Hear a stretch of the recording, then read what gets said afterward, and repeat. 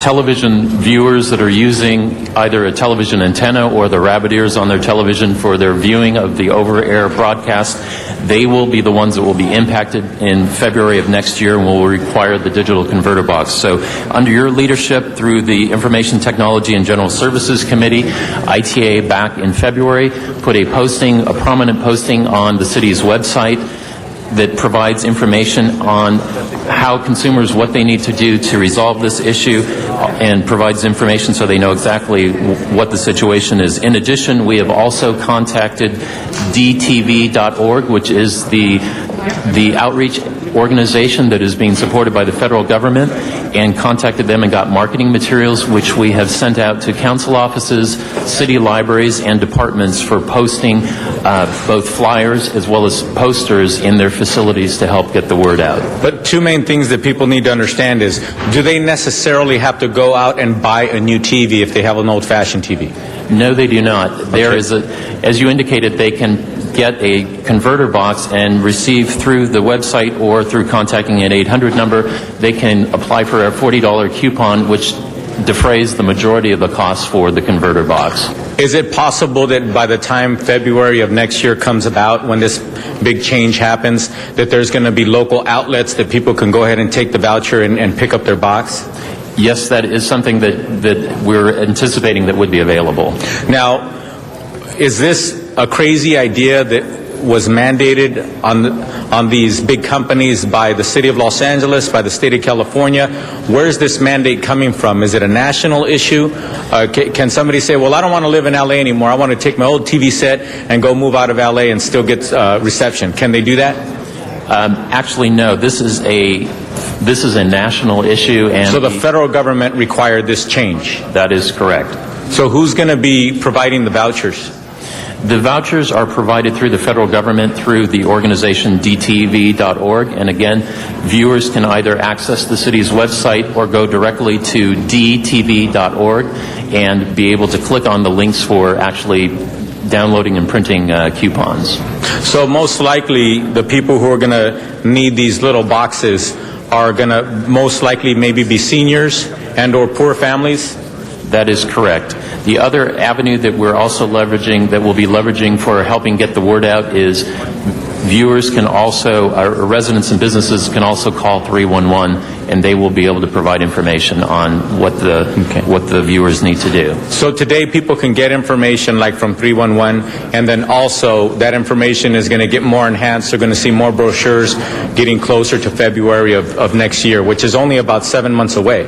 That is correct. And we'll also broadcast on Channel 35 PSAs that also give outreach information. Okay. I just want to warn people, if you have one of those old-fashioned TVs, you don't have to go buy a brand new TV. If you want to, that's your business, but you don't have to. You're going to be able to get a little converter box. 90%, if not all of the cost for that $40, $50, $60 converter box, you're going to be able to get a voucher to cover the cost. So if you're afraid of having to go buy a $300, $400, $500 TV or what have you, you don't have to do that. Help is on the way. This is a federal mandate. It's going to happen throughout the country, but there's going to be ways in which you're not going to be affected with your pocketbook, and you're still going to be able to watch television. And the most important thing that we have to remind people, one of the reasons why the government is willing to help with these kinds of vouchers is television just isn't about fun. Television just isn't about watching your favorite show. When a disaster occurs or what have you, that is one of the ways in which you can get information. And the fact of the matter is, if you're using rabbit ears or the old-fashioned way of getting information, you're probably going to be better off, unfortunately, than if you had a cable line or something like that that might get cut. They might have to go repair it. But the wavelengths are free, and if you can get a little converter box, you're very likely going to be just as good, if not as good as anybody, in getting emergency information. So don't get rid of your old television if you can't afford it. Don't worry about that. Help is on the way, and we'll have more announcements like this in the future. Thank you very much. Thank you. Thank you very much. With that, let's go ahead and prepare the roll on this item and tabulate the vote. 11 ayes. That is approved. And joining us now by phone is District 6 Council Member Tony Cardenas. Council Member Cardenas, thank you so much for joining us here on Council Week in Review. Pleasure to be here, Gil. And we just heard the conversation a little while ago about a new digital television transition mandate. And it all sounds very technical to a lot of people, as you can imagine. Explain for our Channel 35 viewers what the mandate is, and why do you think is it necessary? Well, it's a federal mandate, so whether we think it's necessary or not, it's going to happen. So basically all the companies that give us television the way we have it today, they're no longer going to be allowed to do it by analog. That's a fancy way of saying if you've got rabbit ears on your television set, you can get a reception from like Channel 7 and 2, the network televisions. But now everything's going to be done digital. But it's no reason to be scared. You don't have to run out and buy a brand new TV set or a new flat screen or what have you. You can if you want to, but don't do it because of the change that's going to happen in February of next year. With this digital conversion, the federal government is going to give vouchers, and we're going to have them out here locally and give them locally to people who maybe can't afford to go out and get a new TV or get some kind of converter on their own. So they're going to give the vouchers that'll give them about $40 to $50 toward the $40, $50 system that they need, which is just a box that they connect to their television, and they can continue to get all the reception that they want and care about without having to go buy a new TV set or have a big expense. Mm-hmm. We'll talk about those vouchers in a little bit. You mentioned that, very important. We want to make clear also that this mandate, does it affect everybody? Because let's say, for example, I have cable coming into my house, and it's just basic cable. It's no cable box. Do I need to do anything special? No, you shouldn't need to do anything special. All the cable companies are well aware of it. These are the companies that are being forced to actually make this digital conversion. So they've already been in the process of making sure that all their customers get what they need so that they don't lose customers or people don't have a problem seeing their television sets through their service. So that's all going to come together just fine with the private companies. What the federal government is going to make sure that they do is if somebody doesn't have cable and they just have an old-fashioned TV and they're getting just the regular channels through the air, that they can actually put something on their box. They're going to give them a voucher to do that so they can continue to watch television without having to go out and buy something. Mm-hmm. About those vouchers, where are they available? And also, I also want to know, are they good for everybody or just certain pockets of the city of Los Angeles? Or well, actually, they're going to be geared mainly toward people who are of low income, et cetera, maybe seniors on a fixed income or poor families that they can't afford to go buy a TV set early next year because this change has come about. So there's going to be places in which people are going to be able to go get those vouchers. It's very likely that the city of Los Angeles, we're going to raise our hand and say we're willing to give outlets in which we can give these vouchers out to the community on behalf of what's been given to us from the federal government. So by the time this rolls around, people are going to have plenty of places in which to get these vouchers, and by then they're going to know where to go get them, usually at a public place. Maybe it'll be our libraries. Maybe we'll have them at our local parks or special events and things of that nature. But we're going to take every resource that we can that makes sense for us to make them available to the public. They might be coming out from Washington, but us, the city of Los Angeles, we're going to make sure that we're helping out in any way that we can to get them into the hands of the people who need them. Can you foresee possibly in the near future a city-sponsored event to hand out vouchers, particularly in your district? Yeah, you kind of took my little secret. No, I'm just kidding. I think all the council members are going to participate. I'm sure the mayor's going to do what he can, etc. Every time we have big events, it's very likely these vouchers are going to be a part of it, and we're going to announce it. Any place where we're going to have Angelinos come together, we're going to make sure that these vouchers are there so that they can take advantage of it as well. Okay, very good. About the converter boxes, roughly, do you know how much they will cost, and is it difficult to connect? No, they're going to be really, really simple. It's just like connecting something 1, 2, 3, you're done. Mm-hmm. And then secondly, they're not big, complicated boxes. They're going to be pretty small. They fit right next to or on top of your TV set. And then on top of that, their estimated cost of these things are anywhere between, give or take $50. So the bottom line is the vouchers that the federal government's going to come up with is going to cover, if not 9/10 or all of that cost. So if they're $50 and the vouchers come up to be $40 or what have you, then somebody might have to pull $10 out of their pocket in order to make it work. But every signal that we're getting from Washington is they're going to try to make the vouchers be able to satisfy just being able to turn in the voucher and get a box. Now, is that $50 a one-time fee, or will you have to keep paying that, let's say, monthly or bi-monthly? That's a great question. It's a one-time fee. Once you get the box is good forever. Mm-hmm. Let's say, for example, people who have satellite service. Now, will that person need a converter box? No, actually, the satellite companies, I think all of them have gone digital already. So if you've already got the satellite service, very likely, nothing's going to affect you. The digital service is really going to affect this change that the federal government is forcing on all of the providers of service. Is really going to affect those people who have, basically the televisions with rabbit ears. Mm-hmm. Let's say for our viewers who want more information about vouchers, anything at all to do with this digital transition in February, where can people go? Oh, by then they're going to be able to call 311, and they'll connect them to the Information Technology Department, and they're going to be able to communicate that way. So as we get closer, 311 is going to be fully aware of how to handle this, and then on top of that, there's going to be all these venues and places where, whether people like it or not, we're going to be telling them about it, and then we're going to get their attention. And so by the time February rolls around, there's going to be a full-blown effort for people to know what's going on, and they can actually call the city through 311, and then they'll be connected to who they need to talk to. I'm going to expect that there are a lot of people that will call for this information because there's not a lot of information out there in the media talking about the transition. But we want to get the word out here in the city, absolutely. Absolutely. We couldn't start talking about it soon enough, so I appreciate this opportunity to let people know all over Los Angeles that this is coming. But also at the same time, there's no need to panic if people think like they don't have all the answers today. Again, this is going to take effect in February of 2009, next year. So between now and then, the vouchers will come out. The city will go ahead and be able to start advertising them. The federal government's going to go ahead and get on the airwaves too and remind people that the day is coming. So people are going to, maybe even by then they'll be a little tired of hearing about it, but at the least everybody's going to know what's coming. Mm-hmm. Now I understand for those who want to get away from watching television for a while that you have organized, Councilman Cardenas, the first annual San Fernando Valley Summer Festival. Tell us what that is, when, and where. Yeah, it's actually something that some community members and myself and my staff have been thinking about for quite some time. In the community of Van Nuys, in that Civic Center right off of Van Nuys Boulevard, there is, federal buildings and the city buildings, etc. And we're going to start having, movies. Kind of like what people might have been able to do in the old days. We're going to put the movies on a big projector screen out there in the plaza, and then at 4 o'clock, every time we have the movies starting this Saturday, June 28th, for example, from 4 to 6 p.m., we're going to have arts and crafts and a fun zone and information booths for all the kids and families. And then from 6 to 8 o'clock, we're going to have live entertainment.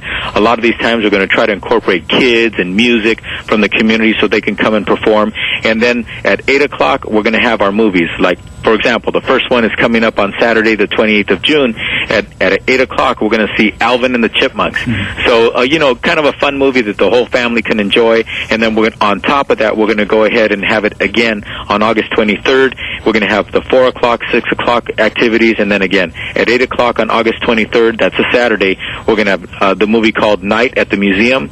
And then again, on Saturday, September 13th, again, we're going to have all the festivities. And then again, at 8 o'clock on September 13th, we're going to have Bajo de la Misma Luna, which happens to be a fun family film that I saw recently, and it's a beautiful, excellent film, and I think the families are really going to enjoy it. Okay, and once again, the park where this is going to be playing at? It's going to be playing in the Van Nuys City Hall in the back courtyard, but the actual address is 14410 Sylvan Street. But more simply put, if they just go to the corner of Van Nuys Boulevard and Sylvan in the community of Van Nuys, and this is open to everybody, and it's free. The movie's free. We're going to have popcorn and all kinds of other goodies. It's all free so that people can come and enjoy themselves. I came from a big family. There were 11 of us kids. It was kind of hard for our parents to get us all together and go see a movie.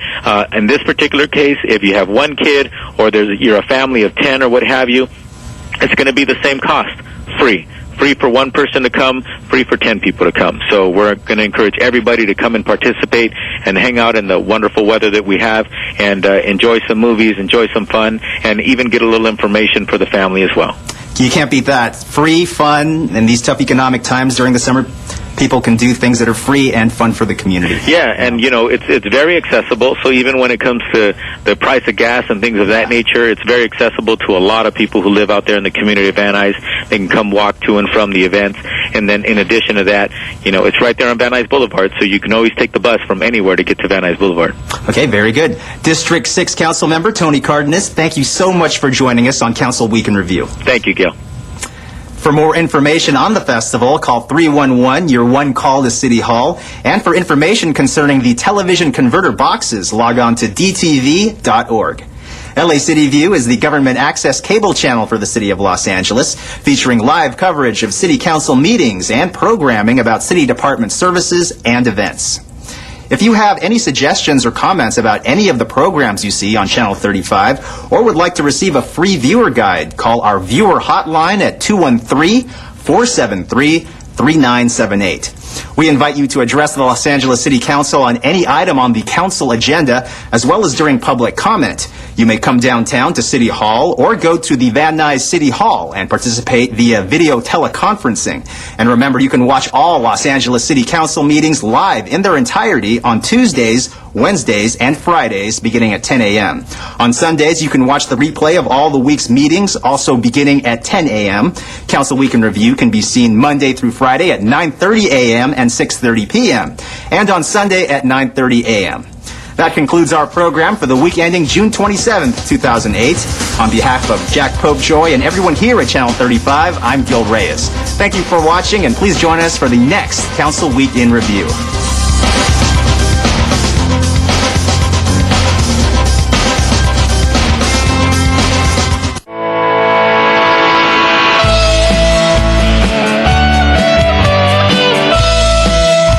Hi, my name's Hank Amigo. I teach third grade at Fair Avenue Elementary School in North Hollywood. Well, I started the mentoring program 15 years ago, my second year of school, and basically it's just kids that I've had come back on their off-track time, free time, and help the kids that I have now. So you have somebody that's been through what you're going through that can help you when you get older. Most of the kids that come back are kids that would be considered to be hard luck kids, but with love and help and guidance and mentoring, we're always mentoring each other. A lot of these kids are doing great things, and it's just great to see kids who a lot of people would think don't really have a chance, to see them making it and doing well in society. And that's my ultimate goal, is to have them be mentored all the way up and then get jobs, in our community and keep the community going. We wrote a musical called Nobody Runs Alone, and it's based on the lives of two of my former students who were very troubled kids from bad family backgrounds. And two colleagues and I decided to write a song about the kids. And as time went on, we ended up writing 16 songs, 56 pages of dialogue. We raised $30,000, and we put it on at the El Portal Theater in North Hollywood. This story is not Pollyanna or whatnot, and the father really beat the kids up on numerous occasions, and the father's just beat the kid up and told him that he needs to get out and steal some bikes because the father's decided that the way to raise money for the family is for all the kids to go out and steal bikes and bring them home, paint them, and sell them. The child's name in the play is Alone, and here he is with his girlfriend, realizing that his girlfriend's the one that is really going to help him pull it through and make it through high school and go on to a successful career. At the end of the play, Alone has finally worked hard the last couple of years in school and gotten his act together, and he's going to be the valedictorian of his class. So this is a celebration, and all the other mentors from all ages have come back to the graduation to see him graduate. So it's really a success and a triumph of our mentoring program. My name is Hank Amigo. I'm proud to be working with these children, and I'm a face of LA.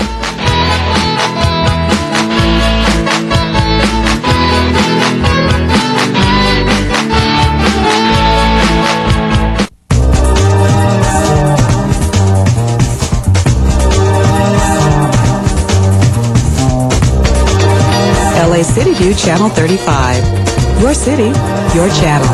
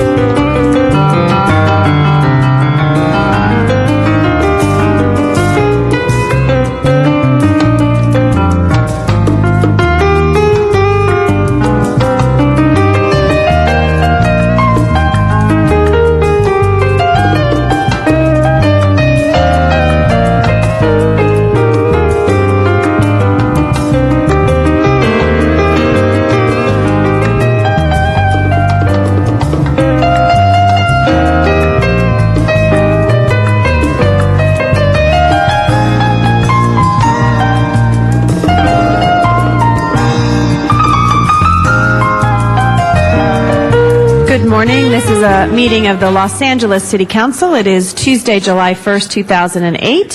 Thank you, Council members Cardenas, Hahn, Parks, Perry, Rosendahl, Wesson, Zine, and Garcetti. We would ask that Council members Alarcon, Huizar, Reyes, and Weiss please make their way down to the Council chambers. We are one Council member short of a quorum this morning.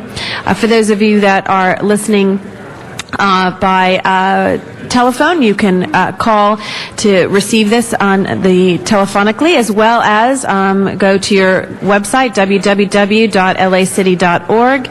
Similarly, we hope you are watching us on channel 35. And so we will start momentarily when we have an additional member here in the City Council chambers. Again, Council members Alarcon, Huizar, Reyes, and Weiss, if you could please make your way down to the Council chambers.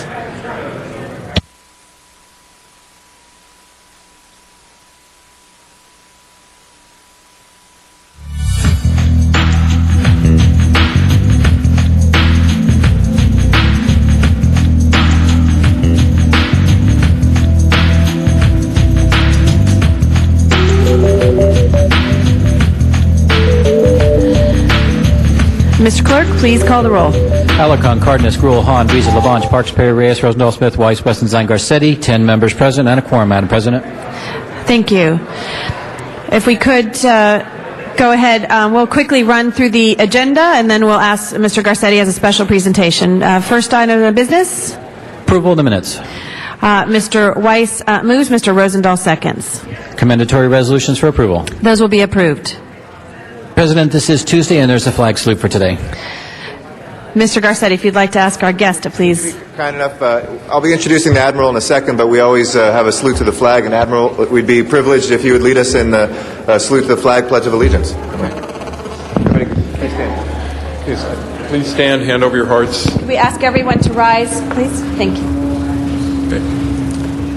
I pledge allegiance to the flag of the United States of America and to the republic for which it stands, one nation, under God, indivisible, with liberty and justice for all. Mr. Clerk's just going to run through the agenda. We'll be right there, Mr. Garcetti. We had started. I apologize. Mr. Clerk. You want to go first, Mr. Garcetti? Okay. On the regular agenda, items 1 through 6 are street lighting district ordinances, notice for public hearing. Council should have 12 members. Do you wish to hold those on the desk? We'll hold those on the desk. Items 7 through 29 are items for which public hearings have been held. Yes, thank you. And I know on item 24, that did come as a communication, that will be held as a public hearing item. Any other specials, colleagues, on 1 through 29? Actually, this is items 7 through 29. I'm sorry, 7 through 29. If not, Madam Clerk, please open the roll, close the roll, and tabulate the votes. 10 ayes. Thank you. Next items? Items 30 through 44 are items for which public hearings have not been held. 10 votes are required for consideration. Thank you. We do have cards on 38, 39, 40, 41, 42, 43, and we'll hold the ordinances on the desk. Would you like to open the roll on the remaining items? Close. Sorry, I'm going fast there. I apologize.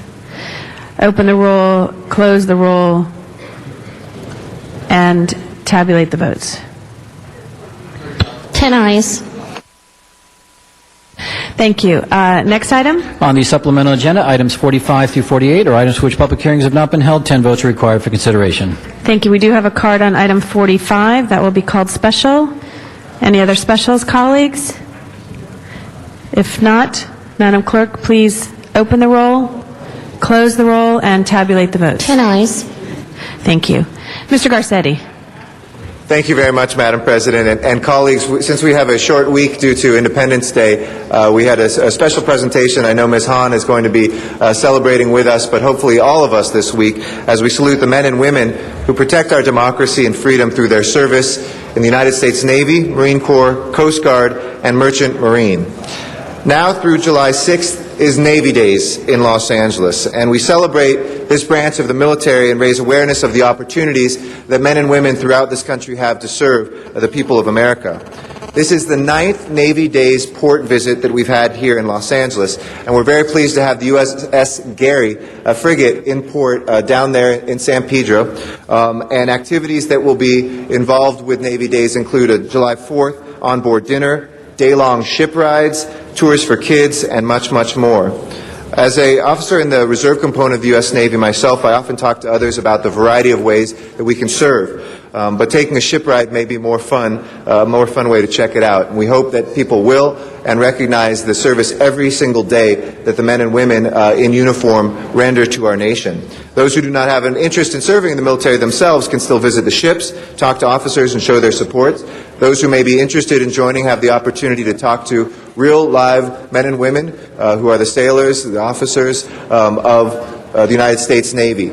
And I know that here in the chambers we have a number of people who have ties to the Navy, whether it's Councilmember Smith, whose son is currently afloat and serving in the United States Navy. I know that Councilmember Zine was able to just go aboard the Stennis, and many of the men and women in uniform, whether they be police officers, firefighters, or from some of our other city departments, serve not only in the reserve components but are veterans of the Navy, Marines, and much more. It now gives me great joy to be able to present to you a special guest. It's not every day here in council chambers we have a flag officer, but it's a great honor for me to present Rear Admiral Michael Shatinsky. And before I ask him to say a few words, I'd like to take this opportunity, and I hope you will join me in thanking him for his service. He also, like many folks that are in a reserve component, he really wears two hats, his civilian hat and his military one. And he serves for the Special Sanitation District of Los Angeles County. And I know a lot of the work that we do here locally, Mr. Reyes with the Los Angeles River and others, really depends on that partnership. So we thank him not only for the partnership here locally, but what he does for us nationally and internationally as well. So I'd like to present this certificate of recognition for recognition not only of your service, but also of Navy Days in Los Angeles, and ask Rear Admiral Michael Shatinsky to say a few words. Please welcome him warmly with a Los Angeles welcome, Rear Admiral Shatinsky.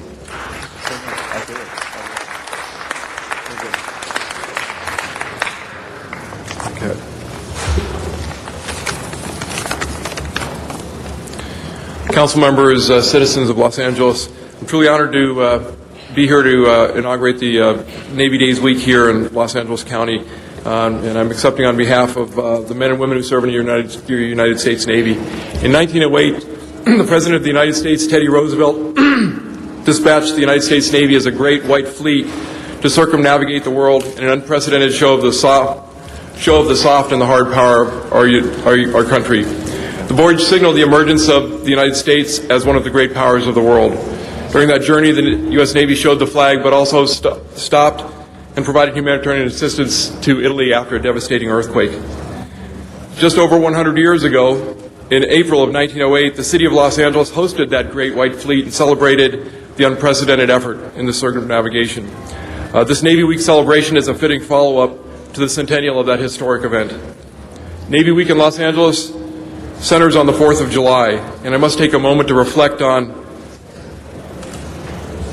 the meaning of our independence and what's required to preserve it. 232 years ago in Philadelphia, 56 patriots signed the Declaration of Independence, a document spelling out their grievances and explaining why they were compelled to separate from Great Britain. The document laid out the founding ideas that set our nation on a course that has led us to the greatest success story in the world has ever known. And that document said that governments exist to secure the rights of the people. People have a right to choose their own leaders, and the consent of the governed is key. Our founding fathers believed that some things were worth fighting for. And 232 years later, we still believe that our rights and liberties must be defended. Over the course of those 232 years, the nation has found time and again that our citizens were willing to step forward and answer the call of duty to defend liberty. The dedication to duty by the sailors and officers of the United States Navy and Marine Corps, as well as the Army, the Air Force, and the Coast Guard, make the freedom we enjoy today possible.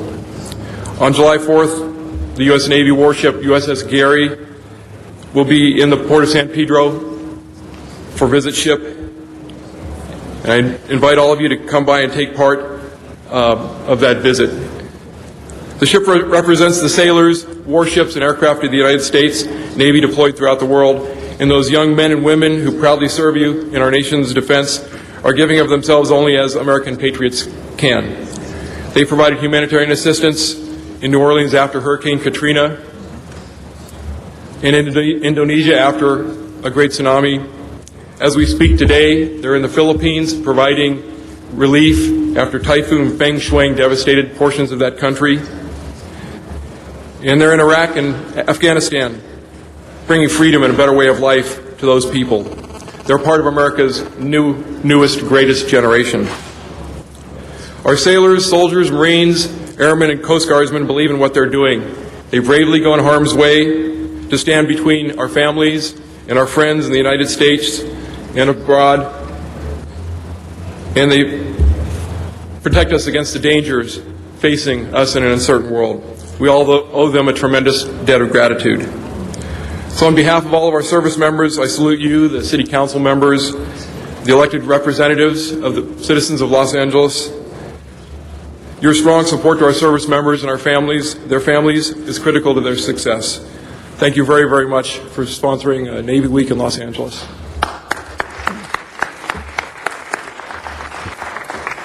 Thank you very much, Madam President. And Mr. Reyes will be pleased to know that the Admiral is a alumnus of our very own Loyola High School here in Los Angeles, which is in the First Council District. We've had some folks over the years who have graduated from Loyola who have served in this body. I believe the mayor's son just graduated as well from Loyola, and it's great. Being a flag officer in the United States Navy, ladies and gentlemen, is at least the equivalent of making general manager here in a large city department. It means the authority and the responsibility that has been recognized by an incredible career, and Admiral Chetinsky going after Loyola to the Naval Academy, he's clearly been recognized as a local leader, not just a national leader. And so we thank you for that tie to Los Angeles. We encourage everybody to enjoy Navy Days in Council District 15 with Ms. Hahn, and we thank you all for your service. And I'll close on this. My commanding officer up until recently actually is the head of the gang division for West Bureau in Los Angeles Police Department. So all around you there are men and women who are serving, spending their time to make sure that our country is safe, and we really appreciate you all. And we also have certificates for the United States Navy, which we'll give to you as well, and to the Navy League, which are the folks who are the civilians who help support Navy Days, and we really thank them for all that they do too. So we'll get you on, don't worry. All right. Thank you very much, Madam President. Thank you very much, Mr. Garcetti. And welcome to the City Council, to our wonderful Admiral. We do have 12 members present, so Mr. Clerk. Yeah, would you like to take up the ordinances? Yes, please. That would be items 1 through 6 and 30 through 35. Those items are now before us. Madam Clerk, please open the roll, close the roll, and tabulate the votes. 12 ayes. Thank you. We will now go to public comment. We'll go out to the San Fernando Valley. Rick Nightingale, followed by Donna Pearman. Yes, good morning. My name is Rick Nightingale. I don't know how you're going to take this, but I think it's very inappropriate for what happened all Friday. I believe everybody is considered equal. I was brought up in a very religious family. But I don't know, like the city. Everything is debatable. And it's a situation that people believe in a lot of things. I believe in equalism. I turned around, was brought up that everybody can do whatever they want. I know a little bit more about the gay situation because I had a cousin that I was very close with, and she became a lesbian later on. We used to have a family dinner every Sunday night. They were welcome. Her partner, her, we treat them as equal. But when they turn around and people force other people to do what they want, then I disagree. I'm very strong regarding that Boy Scout deal. Okay, you gave a lot of people a lot of time to talk and so forth, and they bring up about Boy Scouts. I came to be a Cub Scout, Boy Scout, Sea Explorer. You're brought up to a way of living when you're younger. It don't matter how anybody is, as far as I'm concerned. But when people teach other people what they want, then that's the difference between the parent to do that. But then when they made the school boards turn around and not accept the Boy Scouts because they were against them, that made me angry. What made me angry, too, is the Ellen show, what she did to McCain. That was inappropriate, completely inappropriate. I was very upset regarding that. He had his views, we got our views. She pushed his views on him in public and tried to embarrass him about it. I disagree with this completely, but I still say people are equal, and they do what they want. Thank you. Thank you very much. Ms. Perriman? Donna Perriman, Van Nuys. First, we should make the City Council come to Van Nuys on July the 8th. Anyway, folks, the City Council only cares about what's on their agenda in their minds. They only care about their pet projects. People are giving away our money in forms of taxes carte blanche. City Council doesn't care about us. People feel it's okay to tax ourselves to death, along with the gas tax we pay extra at the pump. We are conned in by our politicians. Our newest one is the parcel gain tax. Councilman Hahn, it's not fair to put that squarely on the shoulders of the property tax holder. Stays when more home foreclosures are happening. Folks, vote against the parcel tax. It's not right. Remember, in the 30s, gangs brought out the police department, and it's a useless bill that can't. You put a Band-Aid on a bleeding if you're bleeding to death. There's no way to know if the money we give them will even reduce gangs, or the gangs will control us. This is why we have Proposition 13. People forgot. How now we let tax go if the tax sounds like we let any tax go if it sounds like a worthy project. We see no accountability, but it doesn't seem to matter. It's a voluntary slavery. We have to work extra hard to pay for these new taxes while the City Council sits on their throne in their districts while the peasants are kept asleep or kept dumbed down. Sometimes they don't even use the money for what it's intended for. How about Prop 1C for 16-acre park for Grand Avenue project, which is unfortunately legal. Open space includes park giveaways for developers. They want sales tax for a transportation system like Subway to the Sea. Do we even want it? Do they even care? We need another early minority who actually listen to the people. We have CRA scalping us with their tax increment money for 60 years. We are hard while they live high on the hog. Our rich developers are higher salary employees. City attorneys, city council makes us pay for their projects. I'm as mad as hell and won't take anymore. Let's all say it. Let's take control over our money. Thank you. Thank you, Ms. Perriman. Our next public comment speaker is Arnold Sachs, followed by Zuma Dog, followed by Lucy Caruso.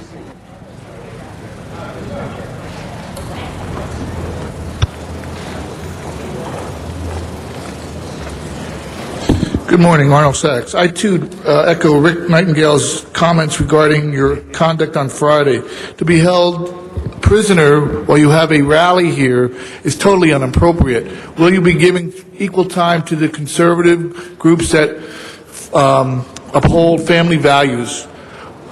You want to rally in a rotunda, rally outside, but don't hold the public accountable to listening to all this stuff that goes on. I also very upset with the timing that was allowed to give this public speak. I got cut off after 30 seconds. I hope you use that time when you're, Ms. President, when you're, have the council members go off on a tangent. And I'd like to talk about two other things. Thank you for straightening me out on the bus-only lane in your Transportation Committee meeting with the EIR report. The airport is having an EIR report expedited for the runways. How about getting an expedited EIR report for the Wilshire bus-only lane? It's only been 10 years. And then finally, Mr. President, Mr. Garcetti, I wanted to comment on your article regarding the Hollywood owners, the Hollywood bid, and the item that was on Friday's agenda. There's a story in the paper regarding the South Park Business and Community Improvement District. Do they also have a management team running that? Do they have a property owners alliance? I imagine if the properties belong to enter into a bid, they don't need to enter into an alliance also. They don't need a management team. The management team should be managing the alliance. There's so much phony stuff going on here. You have all these rules and regulations for neighborhood councils. How about for the community improvement districts? And one other thing. There was an article in the LA Times regarding an editorial from Sheila Kuhn. And the red line and the Subway to the Sea that was mentioned earlier. It's neither nor. It's the purple line. And as long as you keep allowing the crooks at MTA to steal money, we'll get nothing. Thank you. Mr. Zumadog, followed by Lucy Caruso, followed by Yelena Zeltzer. Yes, thank you. Good morning, City of Los Angeles. My name's Zuma Dog. Take back the city. That's what I'm saying. Go to zumatube.com. You can also see where a Fox 11 News cameraman attacked me. And anyway, but right now I have a new thing. It's called Certificate of Excellence. And I'd like to give one out every day. Today I'd like to award the Certificate of Excellence to Jack Weiss for his attendance. It's from Zuma Dog. We hereby award Jack Weiss the certificate for attending a council meeting. So if Sergeant of Arms could please take my Certificate of Excellence. Also, I'm here today with Jamil's Law. Jamil's Law, they want to put it on the ballot, okay? So if you see me at City Hall, I will have the Jamil's Law petition with me for all people who come through City Hall, council members, mayors, staffers, but of course the people. Also, Venice Beach. It's all about Venice Beach, and thank you. Everybody should thank Bill Rosendahl because I blew a gasket yesterday. The mayor's office knows about it. The council members knows about it. LAPD. I was going to say some things today that would have been very, very, very uncomfortable. But since I got the constituent service from the council member who is going to look into the situation, we'll put that on hold. But you got to cop Peggy Thusen at LAPD at Venice Beach. She wrote a ticket for somebody's mic stand being over 4 feet. Venice Beach, every council member voted on an ordinance that does not allow any displays over 4 feet tall at Venice Beach. So you have a mic stand in a performance space, and this dumb cop, you heard of RoboCop, well now we got Dummy Cop. Peggy Thusen, LAPD, writing a ticket for a mic stand being over 4 feet. Well, excuse me, I don't sing with my penis, I sing with my mouth, so it's got to be over 4 feet, and that's not the spirit of the law. And so Bill Rosendahl will Please be do not raise your voice. Thusen. Bill Rosendahl will be talking to Peggy Thusen, and I don't want Peggy Thusen Please. coming near me. Please, we've asked you to not yell into the microphone. Thank you very much. Certificate of Excellence Thank for Jack Weiss. Thank you. You can give it to the guard. Lucy Caruso, please. Followed by Yelena Zeltzer, followed by Joanna Leonido, I think so.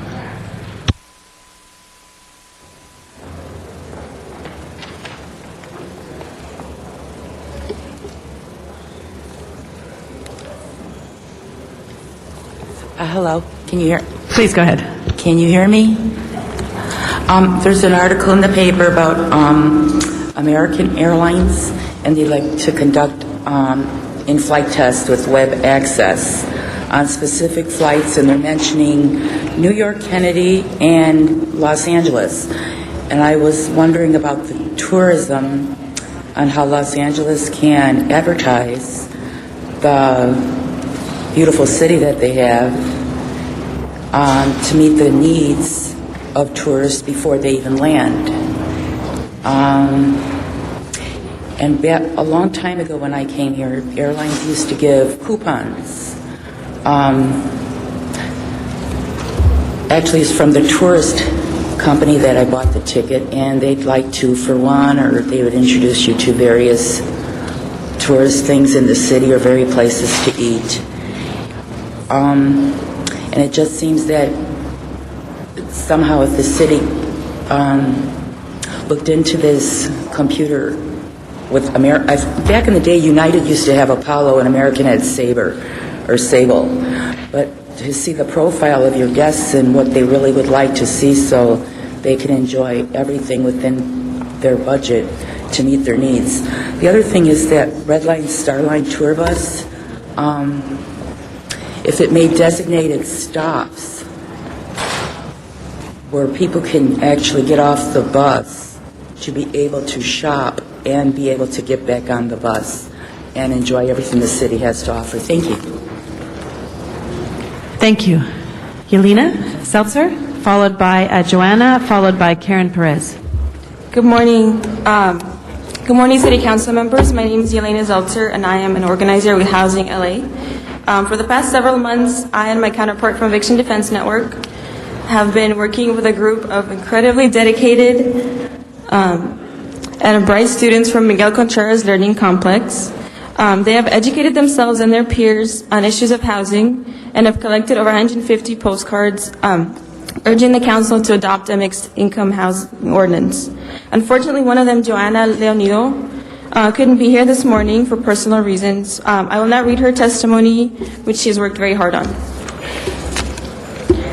Good morning, City Council members. My name is Joanna Leonido, and we are here on behalf of many Miguel Contreras students who are deeply concerned about the lack of affordable housing in our community. We also want to give you these postcards that we have collected from students at our school who are in support of mixed income ordinance. We found out that in our school, 50% of students have close friends or families that have been evicted, and 38% of them believe that their living conditions affect their academic performance. Many fail to realize that students suffer from all the decisions that are made for us in this community. As students, we face so many problems that it's difficult to focus on our education, having to worry if our parents made enough to pay this month's rent or have enough money to buy groceries. I see my friends who are forced to sacrifice their education and get jobs to help their parents make ends meet. LAUSD students are not the only ones who are failing, but our city as well.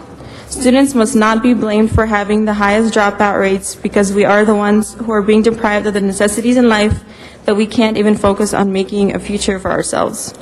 So we're here today to ask Council for a mixed income housing ordinance, which would make more affordable housing available throughout our city. Steps must be made to give the essential tools of survival before we're able to make successful individuals. Thank you. Can I submit these? Thank you. Yes, the guards will get that. There's some more speakers. You want to respond now or wait to the... Yes, please, Sure, yeah. Mr. Garcetti, and then we'll go to Ms. Perez. Yes, we're all here on the same issue. Go ahead, I'll wait. Please, Karen Perez, followed by Manuel Torres. Good morning, council members. My name is Karen Perez, and I attend Miguel Contreras Learning Complex. And I am one of the many students affected greatly by the lack of affordable housing in Los Angeles, but primarily in Koreatown, where I live. The rise of rent has impacted me greatly. I live with my mother and two sisters. My mom's entire paycheck would go just to pay the rent, and we would be left with not much, so my mother had to get a second job. While at work, she suffered an accident where she was temporarily disabled and had to get surgery, which led her to her not working for a while. It was hard to pay rent even when my father gave her money. Because of this situation, my sister had to get a job. At the time, she was 20 and attending school. I also tried looking for a job, but I was too young. This put a lot of stress on me because I wanted to help, but I couldn't. I was stressed and sometimes depressed, and my grades went down. Another thing is that I was very tired at school, and I couldn't concentrate. So my grades and my scores went down.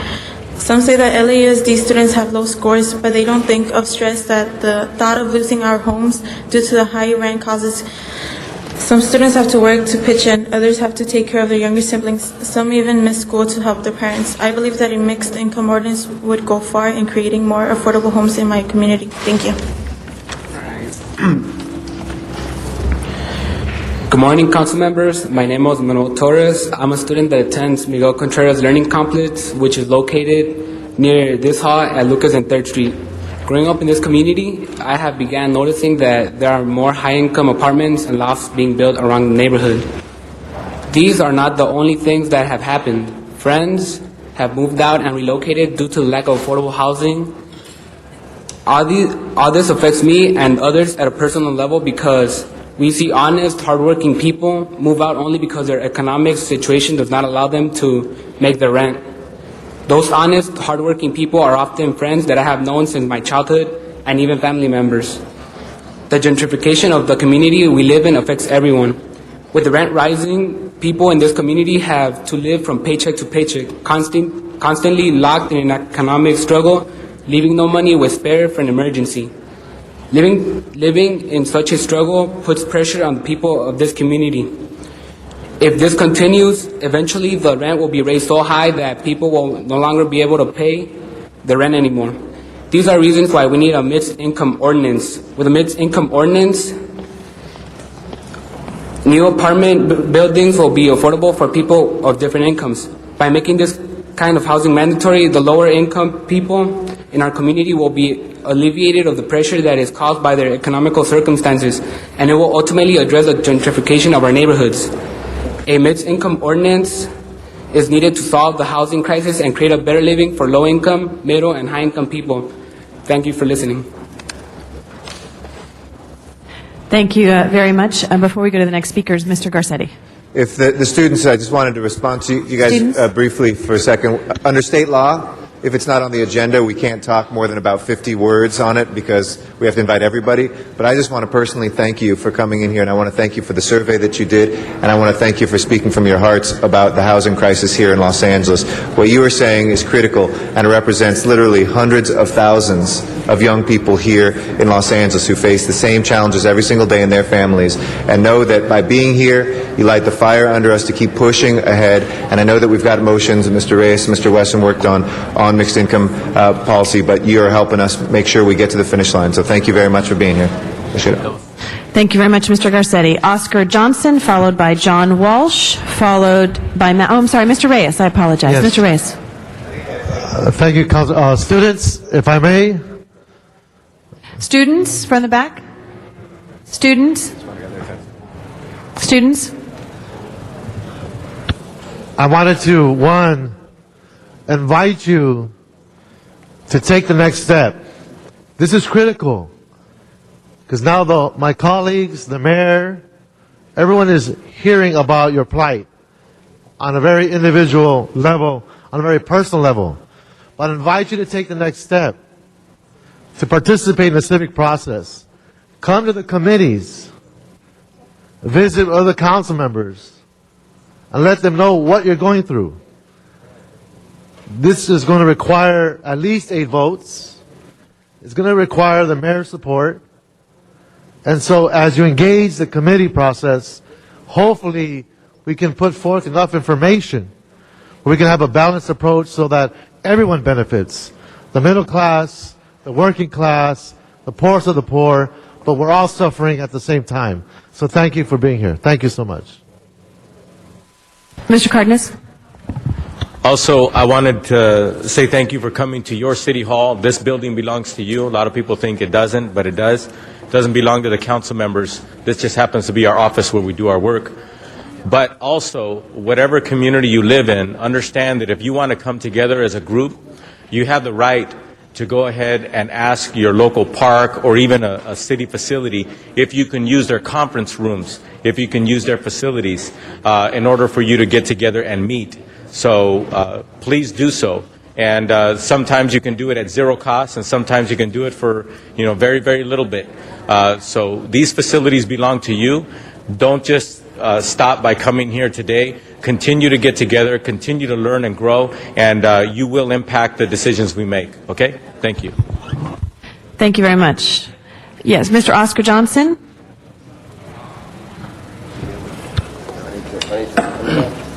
Good morning, Mr. Council. My name is Oscar Johnson. I'm active on behalf of the homeless. And I see the situation today in Los Angeles with this gang situation, how the district attorney gets so many millions of dollars to fight gang violence, and we think so much money should be turned another way to uplift the people in the game instead of letting the district attorney handle all the money. Anyway, I'd like to say we should end government waste with an 8-mile rail to go cost $230 million to the taxpayers.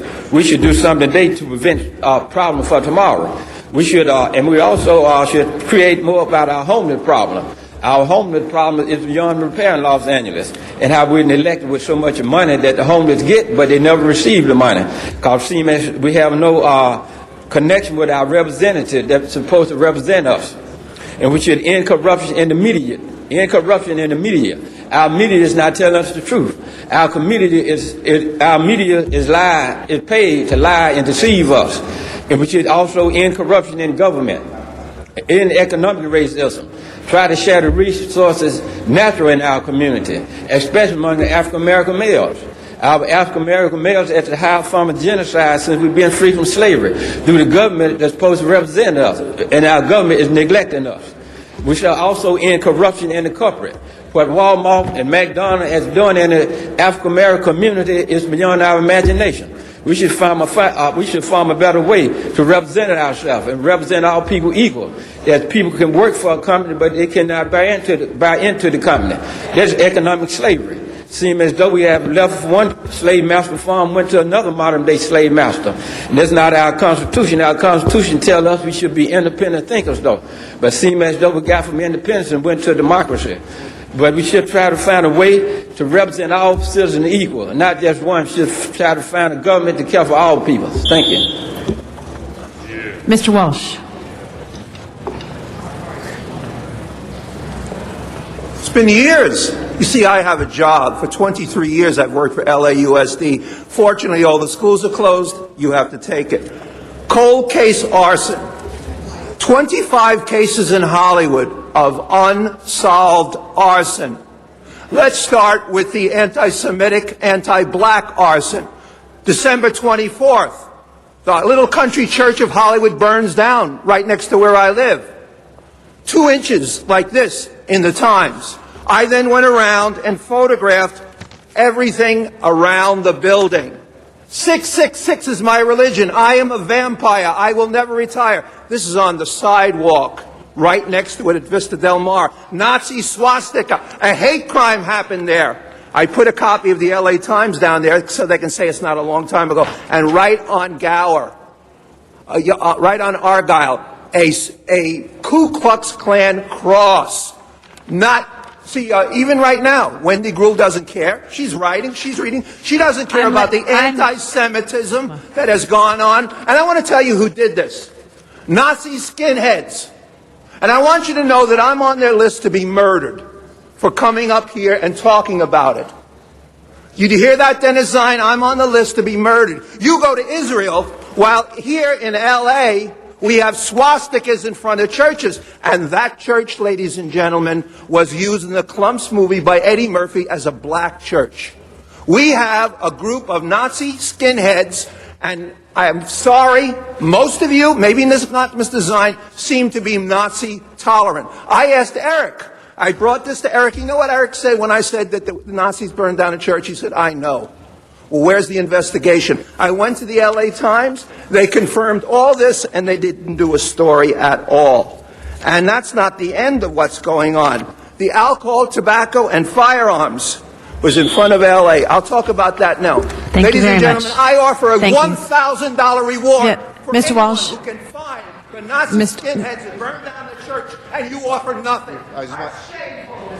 Mr. Walsh was very kind to have passed on that information before on the arson. We not only have arson investigations active, I can't really speak to any of them specifically in a public forum, but excuse me, Mr. Walsh, I'm responding to you. Mr. Walsh? Mr. Walsh, please be in order. If you'd like to hear, I will respond. If not, please sit down. And the House of Worship task force, which is dealing specifically with hate crime incidents and arsons that are throughout the city right now, is very actively. It's a city, county, and federal investigation that is ongoing. When he gave me that, I've talked personally about this to the chief as well, and he's aware of that. So I want to let the public know that, and we appreciate your work on that. But if you'll make sure that you listen to that as well, that is ongoing, and it is something that nobody is taking lightly. Mr. Zine. I also want to acknowledge that the district that I represent has had hate crimes, swastikas, etc., a firebombing at the Jewish Community Center. Mr. Weiss's district's also been impacted by that, and we have rewards over $100,000 leading to the arrest and conviction of the individuals involved in that. So Mr. Walsh is absolutely incorrect. We have issued rewards along with the federal government for the apprehension of the individuals who've been involved in this. We've had news conferences. We posted those rewards. Those rewards are still out there outstanding, looking for the perpetrators of these hate crimes that are taking place throughout the city of Los Angeles. So for the record, we have issued rewards. Those rewards are still standing. Thank you. Thank you. Mr. Matt Dowd.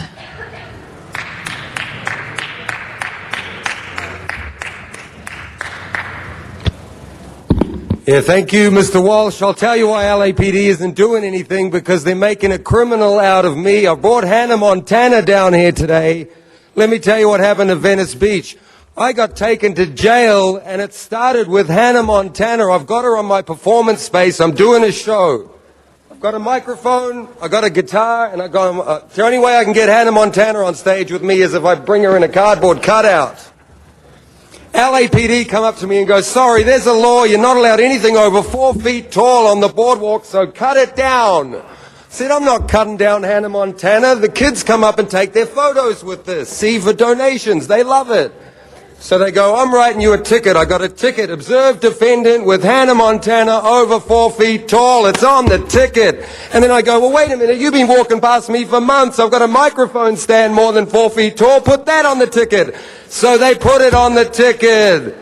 The city of Los Angeles is crazy, folks. I've got a ticket for a microphone in a performance space. I'm doing my show. So what happens? I get on the mic, and I'm in the free speech zone at Venice, and I said, F LAPD, and that's my First Amendment. And the crowd thought that was great, but LAPD come and put me in handcuffs, took me away on a 415, inciting a riot.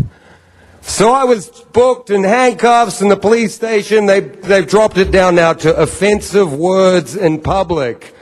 And guess what? There's my free speech permit from the city of Los Angeles. And I think if I say F the department, it qualifies as free speech.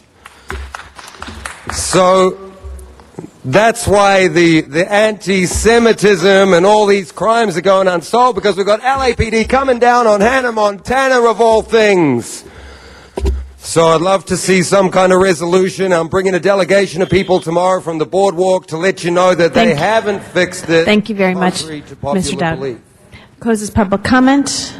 On item 24, our speaker has left, so we will open the roll on that item, close the roll, and tabulate the votes. 12 ayes. Thank you. Next item. Item 38 called special for cards. Yes, Mr. Zumadog on item number 38.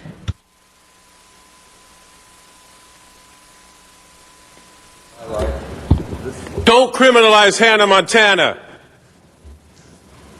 Okay, this is 38. It's from the Parks, Health, and Aging Committee. It's the Planning Center for Environmental Consulting Services. First of all, here goes $900,000 on consultants to tell them what to do. And I'd just like to say, under these circumstances with the budget crisis, when this is no time to be spending $900,000 on more surveys. I didn't have much time to look at this, but again, I'd like to say right here, environmental consulting services, $900,000. Okay, Board of Parks and Rec. I wonder where that money is going to go. I wonder about where all this money goes. The city of Los Angeles is being sucked dry like a vampire by the city council and the mayor with $900,000 on this kind of study and that kind of study. Just fix the problem. Thank you very much. That item is now before us. Madam Clerk, please open the roll, close the roll, and tabulate the votes. 12 ayes. Next item. Item 39 called special for cards, and there is an amending motion that has been circulated. Thank you. Mr. Zumadog, and followed by Donna Pearman. Okay, anytime I see something with the CRA Community Redevelopment Agency, I always speak on it because it's the biggest waste of taxpayer money. It is robbing the city. This is about the budget for the work program for the CRA. First of all, you can't believe what the CRA tells you because... Can I have some quiet, please? Here's what I'll tell the CRA about the economic development. Vocation. I'd like to see a lot of vocations in LAUSD. Forget about college jobs. There aren't going to be any. They all left the country. We're going to be in a deep, it's definitely going to be like the 30s or worse around here. And we're going to need a lot of low-income things, and you can tell I'm really burnt out, and there's a lot of talking here, so let me just not waste too much more time here, but to say that I would like an audit into the money that is used for these work programs, because whenever the CRA gets a hold of the money, it disappears like Copperfield.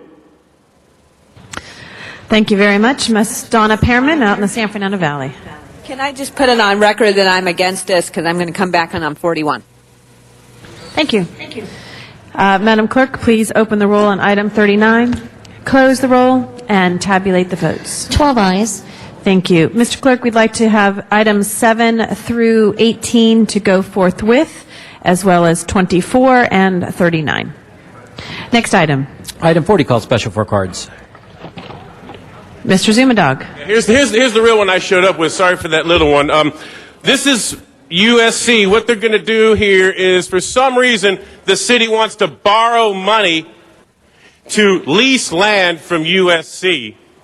I don't understand why the city of Los Angeles can't find room for itself in its own city, and they have to borrow money to lease something from USC. Oh, I'll tell you why. Because there's a very weird and strange relationship between USC and the city of Los Angeles under Mayor Antonio Villaraigosa, and for some reason he feels it's the city's duty to funnel money into USC and to give them great land deals and to turn park space into USC space. They want to, why don't we just make USC the mayor, okay? I say we'll vote for USC for the mayor of Los Angeles. They run the city, and now we're borrowing money to lease space from USC. Do it in the city of Los Angeles. What is going on with you people? We got a depression coming here.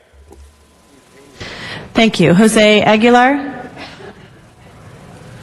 Jose Aguilar? Okay, he's not here. That item is now before us. Madam Clerk, please open the roll, close the roll, and tabulate the votes. 12 ayes. Thank you. Next item. Item 41, called special for cards. Mr. Zumadog. Mr. Dowd, and then we will go out to Donna Pearman. Yeah, thank you. I'd like to just take a minute on this one for Channel 35.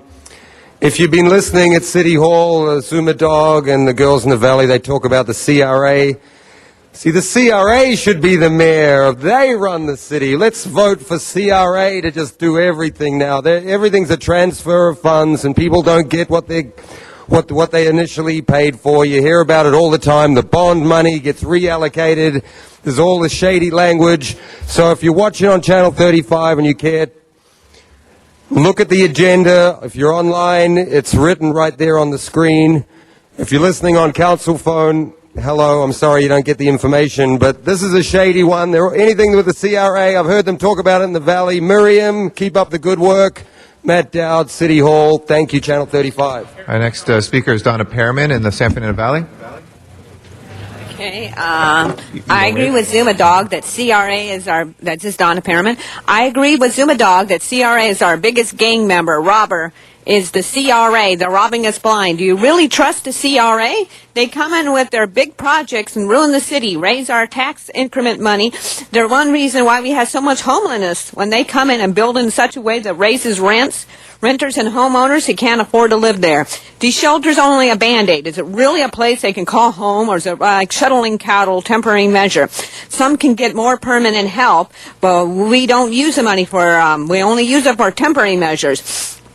Along with the other huge CRA project, number 39, our city is in a hole with all these tax increment money. CRA is scalping us for 60 years. Our city council loves the CRA, and they must be getting a write-off to help them with their re-election. So vote against any CRA projects. This is not the way to go. CRA is not for us. CRA is for building all these rich developers and having tall buildings, and they throw a little bit toward affordable housing or a shelter. It's not right. Vote against it. Thank you, Mr. Zuma Dog.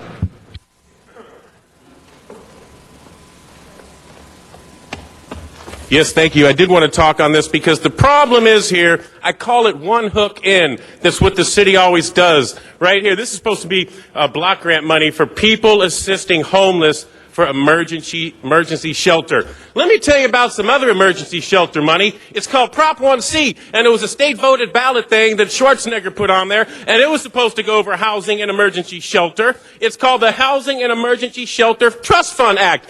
But don't trust trust funds in this city, because now $26 million of that prop money for infrastructure, for housing and emergency shelter is going for a fancy park downtown Grand Avenue project, the Dubai family, Royal Arab Emirates. We didn't subsidize Dubai, the project enough downtown Grand Avenue. Now we got to take $26 million housing and emergency money to subsidize some fancy park. How much are we going to subsidize this Grand Avenue loser project? This is no time for $26 million to spend on a park downtown. The park's nice enough. It doesn't have to be a wine and cheese party for Eli Broad. The reason they want to improve this park with all this money is because they want to, they're building condos and hotels, and they want to improve the value of their own project. We're talking the Related Group, and we're talking about the Dubai. It's the Dubai family, the Arab Emirates, the ones that are sucking us blind out of our money, and then now we're giving them tax breaks. That's right, people. What happens with this emergency money that you see here is that it's diverted. They say it's going to be for emergency shelter, then before you know it, they're subsidizing the Dubai family. Yes, the family that's sucking us dry with oil. First, we subsidized the Grand Avenue project. Now we're taking $26 million for emergency shelter money and putting it in to upgrade the park. Leave the park the way it is. It's fine. It's enough open space. It doesn't have to be diamond encrusted for the Eli Broad wine and cheese people to raise the property values of the project that they're trying to build. It's never even going to make it. Save the money. Thank you, Mr. Dogg. Just a point of information. This was, we have one more speaker card. John Walsh, like to come forward on item 41, please. A big hello to all those wonderful people in the dark. 35,000 people watching this on cable. Think of Dodger Stadium, 3/4 full, watching me. Scary, isn't it? Homelessness. Just another way. I don't want to use the term poverty pimp because the right wing uses that, the far right uses it. But people who make a living out of making sure that enough people stay on the street. You know, the LAPD did a survey just recently. You can get a copy of it. They only found on the street in central Hollywood 800 people, 850 people sleeping in the street. Yet you're talking about 80,000 throughout the entire district. Let me tell you, we live in a city where there is an invisible wall that goes down La Brea. Every criminal, every street person, every poor person knows, stay on the east side of that. Stay on the east side. I have lived in L.A. for over a quarter of a century. I have seen 2 people sleeping on the street west of La Brea. In fact, the homeless is allowed to sleep on the east side of La Brea. And if you go on the wrong side and you're black, you'll be shot to death, the way Margaret Mitchell was shot to death. And the officer got away with it because he wasn't white, because he was Asian. There's some sort of rule that Asians can murder black people in the street if they're cops. I don't understand it. But nothing happened to him. Ladies and gentlemen, homelessness. Incidentally, the criminals are using the homeless shelters to deal drugs in. If you want to buy, out there, anybody there wants to buy some speed, some meth, just hang out in front of a homeless shelter. It's available to you. What we need is an audit from Laura Chick, and we need for her to run for mayor also, an audit of all these emergency money. And we need a homeless czar. There is accountability. We have a gang czar, but we don't have a homeless czar, do we? Bye. Thank you, Mr. Walsh. Mr. Garcetti, please. Thank you very much, Mr. President. Excuse me. Colleagues, I just wanted to, since this was called Special for Cards from the Public, just establish for the record what a great action this is today that we're taking. And the actions that we've been doing in Hollywood, and we invite anybody from the public, Mr. Walsh, Mr. Dogg, anybody on some of these walks where we've been actually going out and trying to do take one neighborhood in Los Angeles and see what we can do to end homelessness in that neighborhood. Now, neighborhood doesn't have walls around it, so if we house every person who's homeless today, it doesn't mean there won't be homeless people tomorrow, but we're doing our best to figure out what we can do, not just with emergency shelters, but permanent housing. This money today will go to the emergency shelter that People Assisting the Homeless runs, which has really been lauded not just locally as a model, but nationally as a model. It's independently audited, it's looked at. It's one of the most innovative places where we see the Path Mall, which has been featured on ABC National News, a place where people can not only get haircuts and new clothes and job training, all in the same pathway there underneath where their shelter beds are at night. But what we also have here, too, is part of Project YIMBY, which is an effort of People Assisting the Homeless, Chamber of Commerce, community groups, a lot of the churches, synagogues that are in the Hollywood area, for Project YIMBY, which is saying yes in my backyard. And we just had an outreach and workshop related to this action on Thursday this past week. We started at 7 in the morning at the Henry Fonda Theater all the way till the evening, giving people the services that they needed who are from the homeless community. We have a lot of homeless youth who have been emancipated from the foster care system, when their first stops is right there in Hollywood. And 850 people, my staff members, people from the chamber, people from community groups and from our churches, did those walks at night, going to every single van that they found, every single camper, went into the bushes by the freeways, and we're doing our best to go out to where the folks are and see what mental health, substance abuse, or housing, job training issues they have. So today, by making this switch, it allows us to keep constant that amount of money for our emergency homeless shelter in Hollywood, which has become a real model and one that we hope to be able to build on. And you're right, we do need one person ultimately in charge, because when the county and city can continue to point fingers in opposite directions, and sometimes we're not empowering LAHSA, our Homeless Services Authority, as a true authority, we aren't solving that issue, but we're trying our best in Hollywood. Phil Mangano, who is the president's homeless czar, came out and said this is a real model nationally for what you're doing right now in Hollywood. So I urge your support today to continue that good work. Thank you, Mr. Garcetti. Mr. Clerk, open the roll, close the roll, tabulate the vote. 12 ayes. Next item, please. Item 42, called special for cards, and there is a substitute motion on 42M that has been circulated. Mr. Chair, can we send item 41 forthwith, please? Okay, without objection, we'll send 41 forthwith. We have two cards on 41. We'll start first with Donna Pearman out in the Valley. Ms. Pearman on item 42. Don't worry, you don't have to run. 42, yeah, that's I thought it was 42. Okay. Marion wanted to hear to speak against the CRA and against fee waivers, but couldn't come, but she wants to put it in that she's against these things.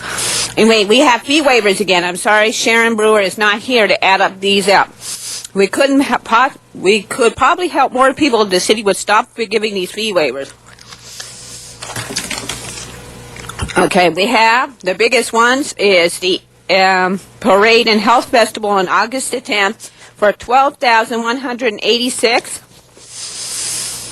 And Dia de El Salvadorino Festival for $7,500. The 6th annual July 4th Lemart Park Village Jazz Festival and Coliseum Fireworks Extravaganza on July 4th for $7,000. We can't afford these, and when you have to come up with all these different things with sales tax for transportation, seems like our city could be able to afford some of these things we need without having to raise these things if our city would stop waiving these fees. And I still don't like the idea of having these things where they reimburse it, like the M&M sampling event. Certainly that they can afford it up front without having to take our money first and then paying it back. And the Velvet Crossing marketing event, certainly they make a lot of money, so they should be able to pay for it beforehand, along with their bet pre-party. And let's see. I don't like any of these things. The 9th annual Labor Day Gala, certainly that somebody else could pay for these things. If we've got let people do it with the private industry coming up and paying me these things and getting our tax breaks, then our city wouldn't have to pay for it. And I believe all this could be done privately, and then our city will be free to use the money for more important projects. Thank you. Thank you, Ms. Pearman. Mr. Dowd is next. We did have a card for Mr. Dowd, but we've reached the 5-minute limit for him. Yeah, thank you, City Council. I'm starting to think Channel 35, they love me here because they keep doing things to bring me back and get on the merry-go-round and comment on all the items, so I'm going to do it. This is the Jack Weiss special, the memo, and they're actually paying some of these back, so it proves if you come down here and jump up and down and make a big fuss, eventually they're going to listen and do something. Thank you, Mr. Dowd. If you can address what's before us, thank you. So, yeah, thank you, Eric Garcetti. I'm going to address the back scratching I notice here. This is a good one. I love to look for the back scratching. Who's working with who to get these things through? Because there's a couple being reimbursed. Commercial ones, the bet pre-party and the X Games commercial event getting reimbursed. But here's one. This is the interesting one. Parks and Weezer, L&M. The city's paying over $7,000 each, and Looks like Weezer gets his Dia de El Salvadorino Festival for $7,500 with Mr. Parks on that ticket. And then Mr. Parks gets the Leimert Park Village Jazz Festival for $7,000. So that's nice tit for tat, as long as you've got someone backing you up. You get me my fee waiver, I'll get you your fee waiver, and the taxpayer ends up paying for it.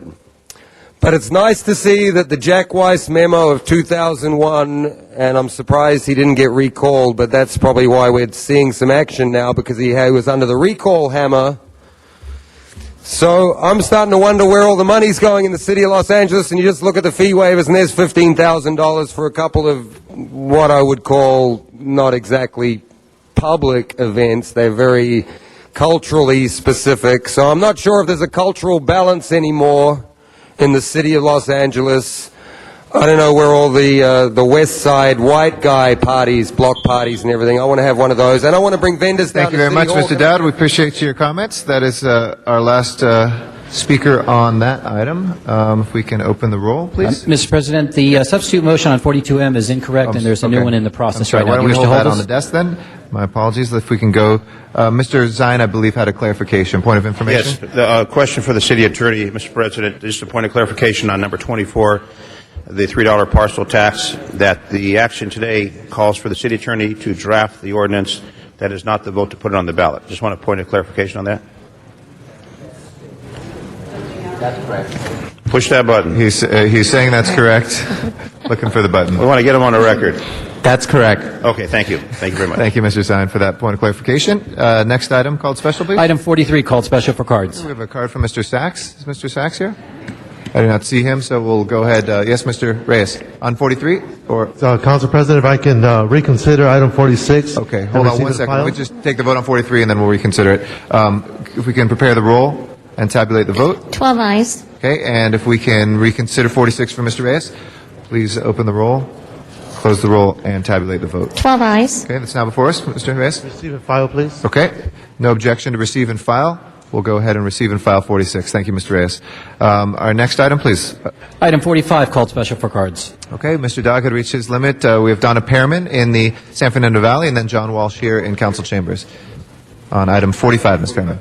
Yes, thank you. And I'm sorry I And we was have 1 caught minute on the way left or for the you. I know other. the clock says 2. That's okay. I only got a little bit to say anyway. Our biggest one is the 33rd at Navistarian Games for $14,276. I believe fighting cancer is good. I think we need another way to get the 8,324. Well, certainly with our medical places stealing all our money and making it difficult for people to get medical care. Certainly, they can pony up. And the annual Highland Park car show for the rich people, who most of these people have very nice cars. Certainly, they can pay for it. So I'm against fee waivers. So let's close the roll, tabulate the vote. 12 ayes. Thank you. Thank you. We have John Walsh now on 45B. Did she do 12 eyes? Good morning. Ladies and gentlemen, I welcome social services in my backyard. When I sweat, it's politically correct sweat. But let's have it both ways. Now, we're going to have AIDS Project LA dental van? Fine. I volunteer in my neighborhood right now. Come to my neighborhood. We are Hollywood Village. That's the name of our neighborhood, Hollywood Village, Yucca and Argyle. Let's put the van right in front at Vista Del Mar of the burned out church that the Nazi skinheads burned, that you don't still have any kind of reward on, no matter what Zion says. Have it there 1 week, and then the next week, it'll be every third Tuesday of every month. We'll have it in your neighborhood, Eric. Have it 500 feet from where you live. Have it for the nearest. No. Eric is politically correct when it comes to someone else's neighborhood. Now, Eric, why not have the van in your neighborhood? It might Mr. hurt Walsh, your real if I estate could just remind you values. under the rules of the council, if you can direct the council as a general and not individual council members That's directly. not personal. Thank you. I said this, okay, I can't use the word you. This is the United States. And incidentally, when it comes to Nazi swastikas, My great-grandfather was named Leo Berger. Just like you, I am a Jew just like all of you, I am a Jew through my mother. And I want to tell you, I want to see the van right next to the Nazi swastika that's still sitting there on Vista Del Mar, and here is the picture, and never have any of you, being Nazi tolerant, ever come out. I invite anybody to come out and look at the Nazi swastikas in front of the church. I've been out there, Mr. Walsh, after you invited last time. Thank you. Yes, sir. Thank you very much, Mr. Walsh. Our next speaker on this is Mr. Dowd.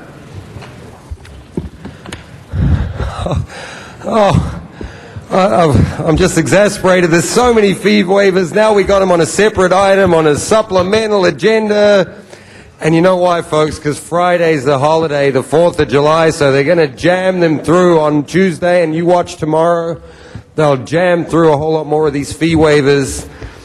I agree with Mr. Walsh. Let's get that AIDS project van right down there to the SWAT stickers, and let's get a press conference down there. What a great idea. Let's actually do something proactive. I've been talking about it before.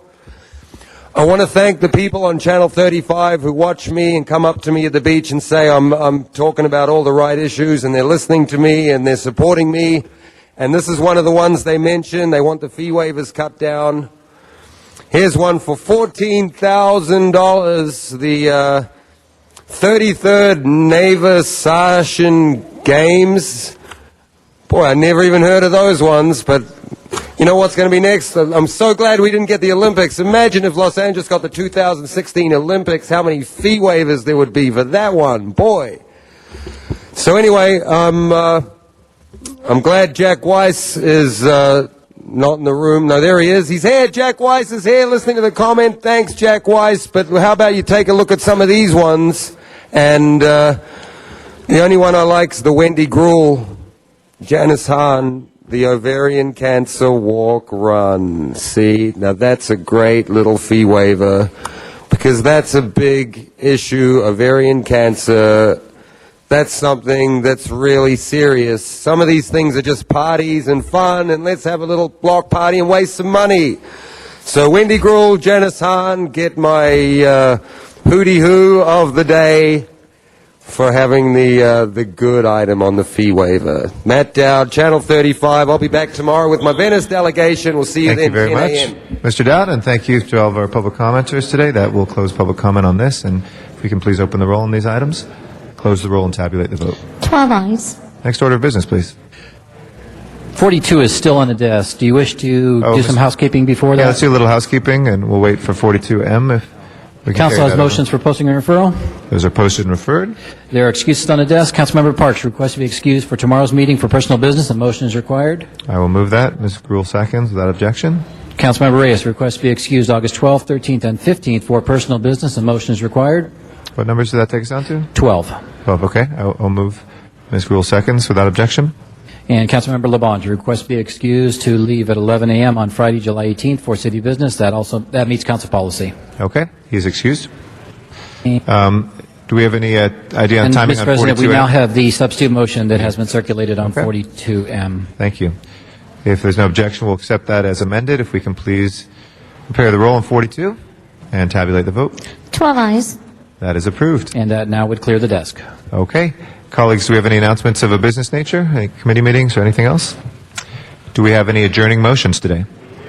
Okay. If I can ask everybody in council chambers to please rise for our adjourning motions.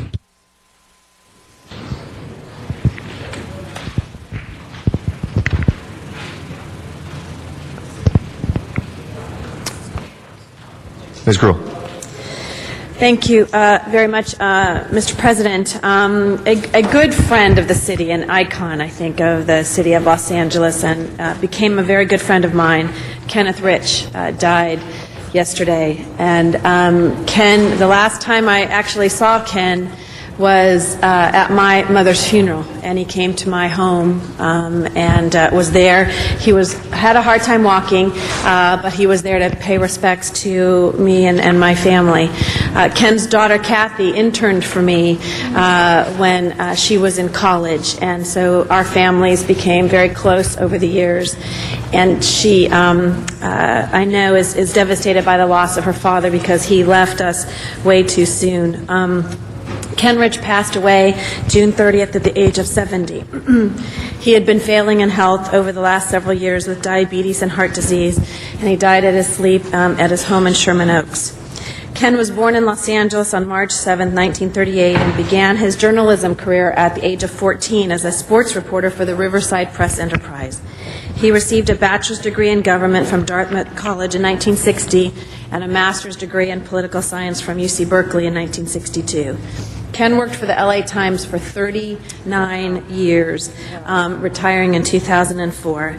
Before the Times, he worked for Life magazine, United Press International, and the Riverside Press Enterprise, as I mentioned. He graduated summa cum laude and Phi Beta Kappa from Dartmouth in 1960 and received an MA in political science from UC Berkeley. While at the Times, Ken was initially a reporter in the West Side Bureau. He later covered the presidential campaigns of Eugene McCarthy, George Wallace, Jimmy Carter, and Ronald Reagan, and was the paper's Southern California correspondent in 1970 to 72, and briefly served as op-ed page editor, was the lead writer on the preparation for the 1984 Olympics, covered insurance and the law, and for 3 years wrote a consumer column, which was very popular at the Times. He covered earthquakes and volcanoes off and on for 25 years. He really was the expert in reporting on those items. During his coverage of the Olympics, Ken reported every aspect of the LA Olympic Organizing Committee, from finances to site selection, as well as writing stories about how the Olympics would affect traffic, the local economy, and pollution. He was someone, I know during the mayor's tenure, Tom Bradley, that they kind of loved some days Ken and hated Ken some days because he really gave a hard time on the issue of Olympics and covered it, I think, very effectively. And Anton Kalea, who was the one who was reported this yesterday that he had passed, was one of those people where they battled and they ultimately became best friends over those issues. His Times colleagues, and I'm sure they can attest to this, remember Ken for being an outspoken presence in the newsroom. After his retirement, he launched a blog that advocated returning the Times to local ownership. He also expanded it to comment on politics and posted his last blog entry at 12:20 a.m. Monday, just a few hours before he died.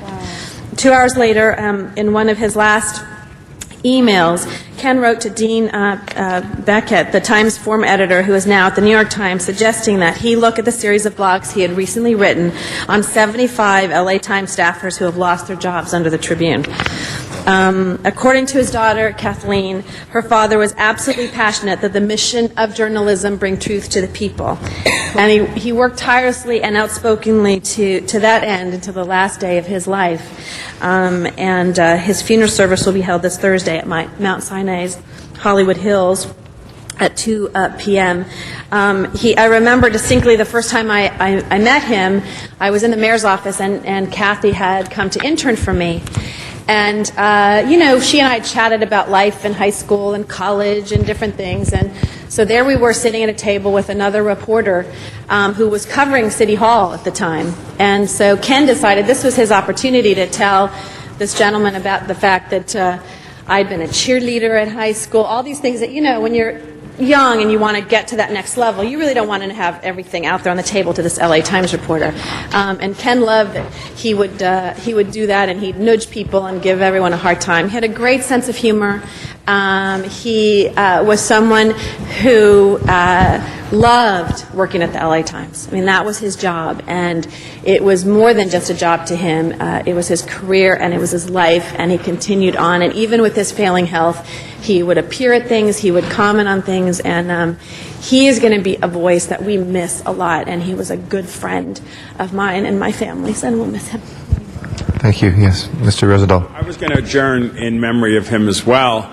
I've known him since 1981. He used to be on my television show as a regular because he was a crusty who, what, when, where, and why reporter. He really did his homework. He was always there on major issues. We were together the other day at Good Samaritan reflecting on Bobby Kennedy 40 years before. He was right here in the second row when we had another conversation about Bobby Kennedy. But I could always rely on him to be a true journalist, salty, funny, strong, honest, had a lot of integrity.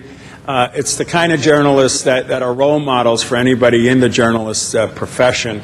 And when I picked up the paper this morning and saw the splash across the paper, it just hit me really hard. Only 70 years old. I just figured we'd be hanging out and laughing for another 10, 15, 20 years for sure. But all we do have is the moment, even at age 70. But he lived it with great richness. He never gave up on anything. He was tenacious. He was a pit bull.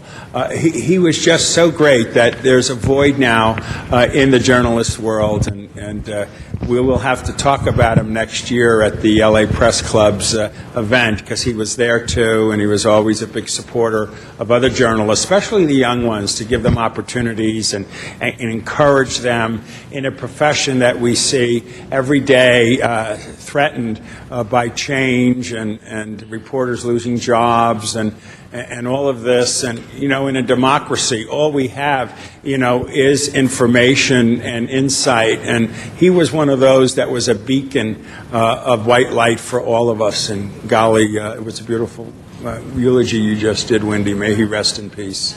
Mentioned he's survived by his daughter Kathleen and his son David, his sister Carolyn Shattuck, and his 2 grandchildren, which he loved. I saw him interact with those grandchildren, and that they were the apple of his eye, and I know that they are enriched because of the experience they had with their grandfather, and may he rest in peace. Yeah. Sure, we'll do all members. Mr. Huizar? Thank you very much, Mr. President. And members, I'd like to adjourn today in the memory of William Lee Barrett II, who passed away on Saturday, June 24th, after only 39 hours of life. Will was the son of Michelle Koenig Barrett, one of the tireless and dedicated staff for the Los Angeles Education Coroning Council, a council which I chair and which is focused on raising the student achievement of foster youth. William Lee Barrett II was born on Thursday, June 19th. In lieu of flowers, the Barrett family has asked for donations to the Institute for Maternal Fetal Health at Children's Hospital, Los Angeles, which provided excellent care and support for Michelle and Will. Will is survived by his parents, Michelle Koenig Barrett and William Lee Barrett I. He was much loved in his 39 hours, and we certainly send our prayers to the family. Thank you very much, Mr. Huizar. Mr. Zine, and then we'll come back to you. Thank you, Mr. President. I have 4. First is Staff Sergeant Dao Hai Tran, passed away June 20th. Died while on patrol in Iraq after an improvised explosive device blew up near his unit. Assigned to the Fires Squadron, 2nd Stryker Cavalry Regiment, U.S. Army, out of Germany. Was a resident of Reseda. Be missed by his family and friends. May he rest in peace. My second is Mary Bellardo, passed away June 21st, born in Illinois, February 28th, 1973. Moved to California, UCLA graduate, found her passion for life and education, taught LAUSD, enriched and touched many students' lives. Her greatest devotion was to her family, whom she loved above all else, truly missed, and was everyone's little sweetheart. Survived by her husband Samuel, 2 children, Anthony and Maureen, 3 grandchildren, Jacqueline, Nicholas, and Philip. My next adjourning motion is for Jane E. Ransom, passed away June 20th, born February 23rd, 1919, in Ohio. In Tarzanas, passed away at the age of 89, a resident of Northridge, worked as a bookkeeper, loved music, flowers, and animals, also enjoyed playing the piano, and was an artist, survived by her husband, Donald. And my final adjourning motion is for Ruth K. Hibbard, passed away June 28th, born September 20th, 1909, resident of Canoga Park,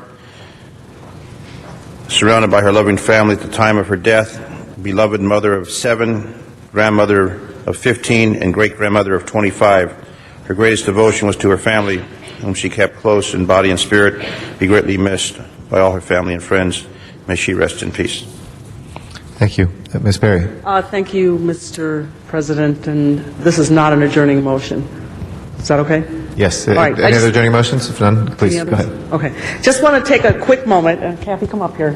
She's going to be embarrassed, but I don't care. She needs to be celebrated. This is Kathy Castro, and she has worked for me for quite a while now, and she's a recent graduate, Cal State Los Angeles, in BA in Business Administration and Economics, and I had the pleasure of attending her graduation and watch her over the years grow from a very young person to a wise, a little bit older person, but she's contributed much to the 9th Council District, and I just wanted to give her a congratulatory certificate and put her on television for her whole family to see.